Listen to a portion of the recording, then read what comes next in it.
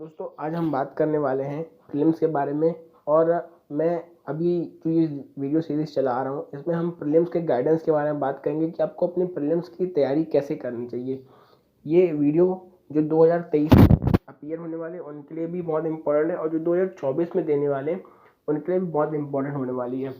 तो सबसे पहले मैं आपको बात बताता हूँ, जैसा कि मैंने प्रीलिम्स के लिए पहले भी बता चुका है कि जो प्रीलिम्स है वो गेम है बेसिक्स का।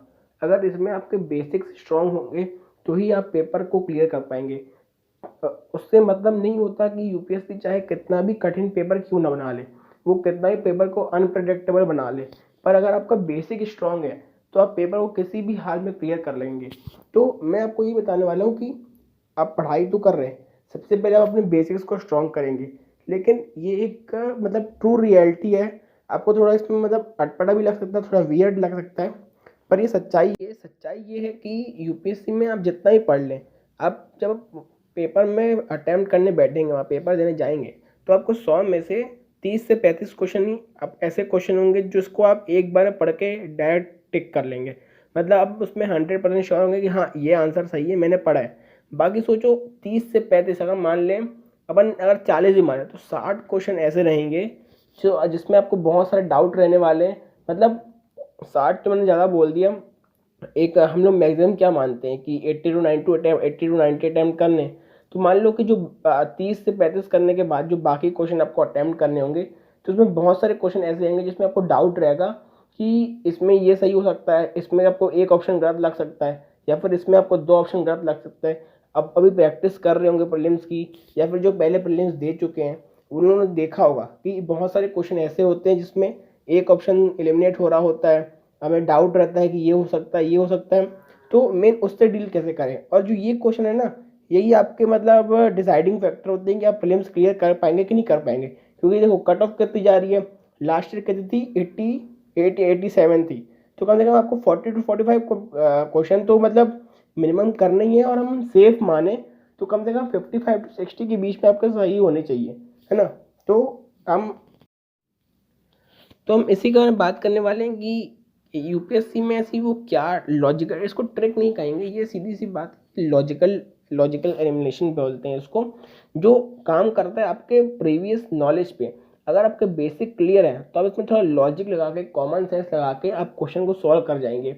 और मेरी बात मानिए, ये हर टॉपर बताते नहीं हैं, लेकिन ये ट्रू रियलिटी है कि बिना लॉजिकल गैस के आप प्रीलिम्स क्लियर नहीं कर पाओगे। नॉलेज के बेस पे प्रीलिम्स क्लियर करना एकदम नामुमकिन सी बात है। तो हम उसी के बारे में बात करने वाले हैं। तो इस सीरीज़ में ये हमारी फर्स्ट वीडियो है। आज हम 5 क्वेश्चन लेंगे और 5 क्वेश्चन से समझाना चाहूँगा कि मैंने कैसे ये लॉजिकल गैसिंग लगाई थी, जिससे कि इस बार 2022 में मेरा GS1 क्लियर हो गया था, जैसा कि मैंने पहले बताया था आपको। तो पहला क्वेश्चन देखते हैं, ये संगम लिटरेचर के बारे में है। अब देखिए संगम लिटरेचर के बारे में ये सीधा मेडिवल हिस्ट्री का क्वेश्चन आया है। हम इसमें कितना, आपको एक बात तो पता होगी, जो एंशियंट हिस्ट्री और मेडिवल हिस्ट्री के जो क्वेश्चंस होते हैं उसको आप कितना भी पढ़ लो, वो ऐसे क्वेश्चन पूछते हैं यूपीएससी वाले कि मतलब कोई बुक में मिलते ही नहीं है। तो ऐसे क्वेश्चन में क्या होता है ना, सिर्फ 2 ही ऑप्शन होते हैं, या तो बन रहा होता है या तो उसको छोड़ देना होता है। उसमें तुक्का लगाने की कोई ज़रूरत रहती नहीं है, क्योंकि इसमें गलत होने के चांसेस ज़्यादा रहते हैं। लेकिन मैं आपको बताऊँगा कि जहाँ पर अगर लॉजिकल गैसिंग लग रही है, जहाँ पर कुछ ट्रिक्स लग रही है, तो वो लगा सकते हो। जैसे कि मैंने कैसे ऑप्शन लगाया था, जैसे देखिए 4 ऑप्शन दिए, अब मेरे को 4 ऑप्शन में से कुछ भी नहीं मालूम, लेकिन आप देखिए तीसरा ऑप्शन देखिए क्या लिखा है, Sangam poem have no reference to warrior ethic. ठीक है, तीसरा ऑप्शन देखिए, और फिर चौथा ऑप्शन देखिए, Sangam literature refers to magical forces irrational. ठीक है, हमको क्या बताना है, करेक्ट क्या है। Sangam the social classification of varna was known to Sangam point. अब दूसरा ऑप्शन देखिए, अब जैसे मान लीजिए, अब इतना तो कॉमन सेंस सबके बाद होगा कि जो हमारी वर्ना सिस्टम की बात है, वो हमारा एंशियंट वर्ना सिस्टम जो है वो एंशियंट टाइम से ये प्रथा चलती आ रही है। तो अब ऐसा हो सकता है क्या कि जो ये वर्ना सिस्टम की जो प्रथा है वो संगम लिटरेचर वालों को पता ना हो। एक कॉमन सेंस लगाइए, हो ही नहीं सकता। जब इसमें हमको करेक्ट बताना है और हमें पता है कि भाई वर्ना सिस्टम के बारे में तो उनको पता ही होगा, तो सीधा बी करेक्ट कर दो, और कोई देखने की जरूरत ही नहीं है आपको। क्योंकि ये गलत हो ही नहीं सकता ना, ये एकदम कॉमन सेंस की बात है। तो देखिए मैंने बी लगाया था और मैंने यहाँ पर आर लिखा, मतलब ये मेरा सही हो गया था। ठीक है, आपको इसको एक और एग्जाम्पल समझाता हूँ मैं। हाँ देखिए, अब ये वाला क्वेश्चन है नैनो पार्टिकल वाला। ठीक है, अब जैसे देखिए इसमें ना एक ट्रिक काम आने वाली है, मैं बताता हूँ। इसमें आपको करेक्ट बताना है। दूसरा ऑप्शन देखिए, दूसरा ऑप्शन क्या लिखा है, nano particle of some metallic oxide are used in manufacture of some cosmetics. देखो यूपीएससी ना गेम खेलता है, जिस क्वेश्चन में वो सम दिया है ना, मतलब वो एकदम लाइट वे में आपसे बोल रहा है कि हाँ कुछ चीज़ों का इस्तेमाल करते होंगे, एकदम एसर्ट नहीं कर रहा कि इसका ही होगा।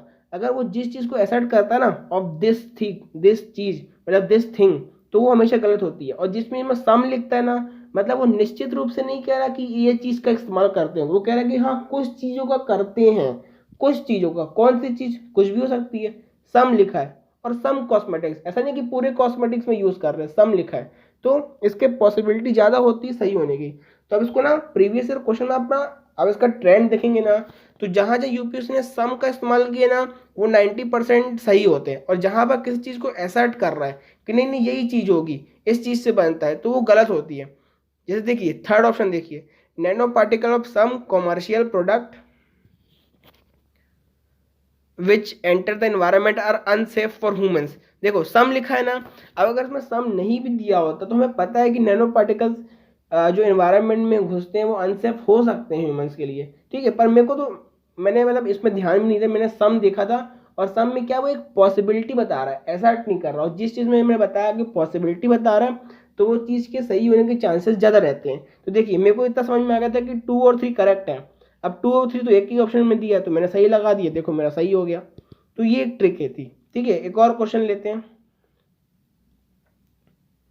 हाँ, अब देखिए ये 20th क्वेश्चन है, ये यूनाइटेड नेशन जनरल असेंबली के बारे में पूछ रहा है। ठीक है, इसमें हमको करेक्ट बताना है।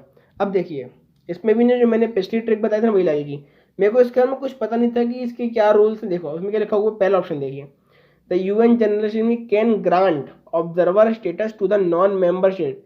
वो बोल रहा है कि कर सकता है, करता है नहीं बोल रहा, एसर्ट नहीं कर रहा, पॉसिबिलिटी बता रहा है कि कर सकता है, सही होगा।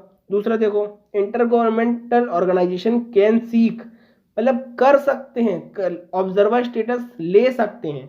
तीसरा देखो, permanent observer in the UN general assembly can maintain, मतलब यहाँ पर भी कर सकते हैं, कोई पॉसिबिलिटी बता रहा, कोई चीज एसर्शन में नहीं कही जा रही।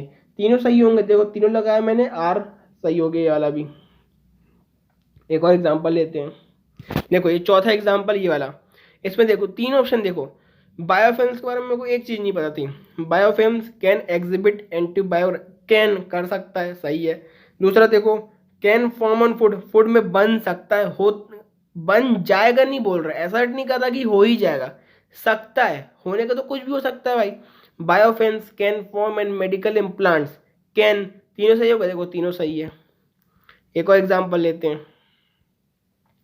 हाँ अब देखो मैं बता रहा था, जैसे मैंने ट्रिक बताई ना, अब देखो ये मोनजाइट का क्वेश्चन आया था, इसके बारे में मेरे को एक चीज नहीं मालूम थी, इसमें करेक्ट बताना था, लेकिन मैंने सिर्फ तीसरा ऑप्शन देखा। क्या लिखा है, monazite occur naturally in the entire Indian coastal sand, मतलब इंडिया में जितने भी कोस्टल वो है, हमारी बाउंड्री है, सोचो कितनी लंबी, कम से कम 7,500 ऐसा कुछ किलोमीटर है। सोचो सब में मोनजाइट मिल सकता है क्या, देखो कितनी बड़ी पॉसिबिलिटी, मतलब एसर्ट कर रहा है कि सब में मिलेगा, एसर्ट कर रहा है कि नहीं कर रहा, तो देखो वो गलत होगा। मैं बताया था ना, जिसमें पॉसिबिलिटी दे रहा है कि हो सकता है, और होने में बहुत फर्क है। इसमें क्या बोल रहा है, पूरे में पाया जाता है, देखो कितनी बड़ी मतलब एक्सट्रीम स्टेटमेंट दे दिया इसने। तो मेरे को समझ में आ गया इसमें करेक्ट बताना है। अब पूरे में तो नहीं सकता, एक्सट्रीम स्टेटमेंट है, तीसरा गलत कर दो, 3 हटाया, देखो तीन ऑप्शन में 3 ऑप्शन दिया था, हटा दिया, तो बचता क्या है, बी, देखो बी सही लगा, तो बी सही हो गया मेरा। तो दोस्तों ये 5 क्वेश्चन हमने अभी डिस्कस किए हैं। इससे मतलब मेरा बताने का मतलब ये है कि यूपीएससी में जितने आप पढ़ाई करेंगे ना, तो नॉलेज तो काम आएगा ही आपका, पर बिना लॉजिकल गैस के आप यूपीएससी प्रीलिम्स क्लियर नहीं कर सकते। तो जिस तरह से आप अपनी यूपीएससी तैयारी जो नॉलेज के बेस पे कर रहे हैं, जो उसको तो पढ़ना ही है, साथ में ये ट्रिक्स भी सीखनी है। ये ट्रिक्स पूरी मैं आपको सिखाऊंगा, जैसे मैंने अभी पहला पार्ट बताया, ऐसी बहुत सारी ट्रिक्स हैं मैं आपको पूरा इसके नोट्स बना के दे दूंगा कि कौन कौन सी ट्रिक्स लगती है, आपको उसको प्रैक्टिकल दिखाऊंगा भी कि ये ट्रिक्स यहाँ लगती है। ये पहला पार्ट है, अब इसको ज़्यादा से ज़्यादा शेयर कीजिए और अपने दोस्तों के साथ दोस्तों को भी दिखाइए। अगर इस वीडियो में अच्छा रिस्पॉन्स मिलता है तो हम दूसरी वीडियो भी जल्दी लेके आएंगे।